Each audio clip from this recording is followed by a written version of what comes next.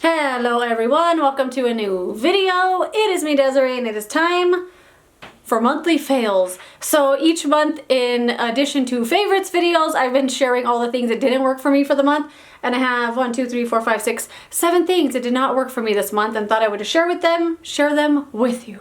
I do have a few other videos that I've done monthly fails. I think I've been doing it for the last 3 months. I have them in a playlist in case you want to see other things I don't like. But for now, let's talk about these fails. The first one is from Soap & Glory. It's the Bright and Pearly Radiance Boosting Cocktail. That's how it looks. Is it going to focus? We shall see. Anyway, this is supposed to be like a primer type of radiant serum, like something to use under makeup. It also says you can use it as skincare. It says, use alone or under your moisturizer as a morning pick-me-up or mix with makeup for the perfect party glow.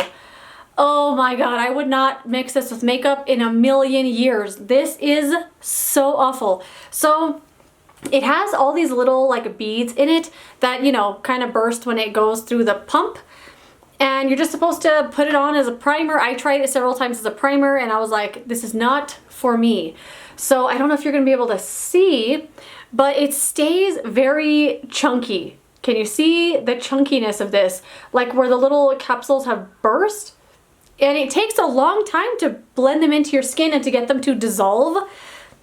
And then it has this like sick smell. I do not like the smell at all. It's like it smells like a perfume you've had for too long that it turned and now it smells like syrup, like a rotten syrup. That's what this smells like. I really hate the smell of it a lot. It's like a really fake artificial vitamin C, like orange smell that went bad.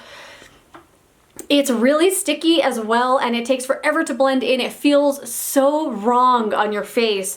This I do not like or recommend at all. I feel like it's just nonsense, and it felt so gross on my face. I did not like it.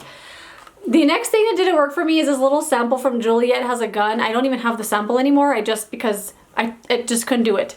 So it's the Juliet Has a Gun Not a Perfume Superdose. So they have something called Not a Perfume, and it's supposed to be one of those things that kind of reacts with your natural pheromones or something and creates like your own scent. And this one is Overdose. I guess it's supposed to be like a supercharged version. And I had never tried it before, but I tried it out and I hated it so much. To me, it smelled like melted burnt plastic. Like it just smelled so gross on me. And I was like, my own personal scent is melted burnt plastic. I didn't like it at all because it smelled like that with like a little bit of like I don't even know, the fruit maybe or something. I hated this so much. I don't know if this is just because it was like the super dosed version, but I would not buy this in a million years or try the other one because it lasted all day as well. Like it didn't just fade away. It lasted all day. After the shower, I kept smelling it. I could still smell it. Not for me. The next thing that was a fail for me is the Urban Decay Lash Freak Mascara. So this is what it looks like. This brush though, okay, so this is how the brush looks. I don't know if you're going to be able to see the bristles. Can I get it to focus?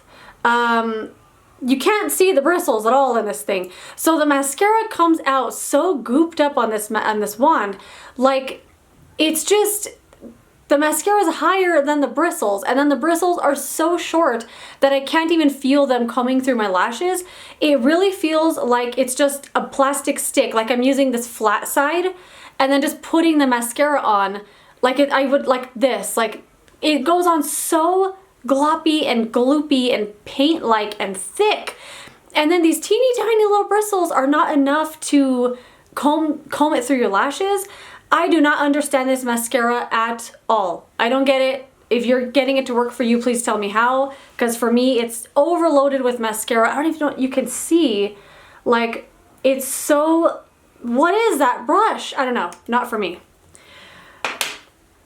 The next thing that was a fail, I actually talked about this already, is from Milk Makeup. It's their little vegan milk moisturizer. This is so thick. I actually used the rest of this up as a hand cream. So this is so thick and it feels like there's plastic in it or something. When I put it on my face, it feels like I'm sealing it closed with a melted sheet of saran wrap. Like it just feels like suffocating on my face. Do not like it at all. It's so thick and then it's also not moisturizing at all. It's weird. So use it as a hand lotion. It's fine for that, but I wouldn't buy this in a million years. It was just, I'm glad it was such a small sample because I would feel bad not wanting to use it up. Anyway, the last thing are these little cream shadows from ColourPop. So I have 3 of them. I have the shade Laurel. The packaging on these is super duper cute. This is the shade Laurel and it's like a beige rose. It's a really, really, really pretty shade. And I think of all the 3, this is the one that's not like the worst of them. This is the one I use the most as well. There's that one. I have the shade Flagstaff, this really, really pretty, like super burnt orange, like, oh, it's such a beautiful shade.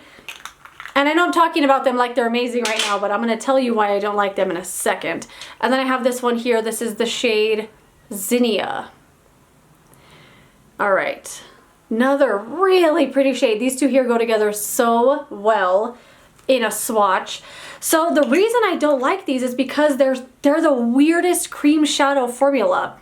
They're so thick, like you have to rub your finger in them for about 10 to 15 seconds to like warm it up to get it to feel creamy.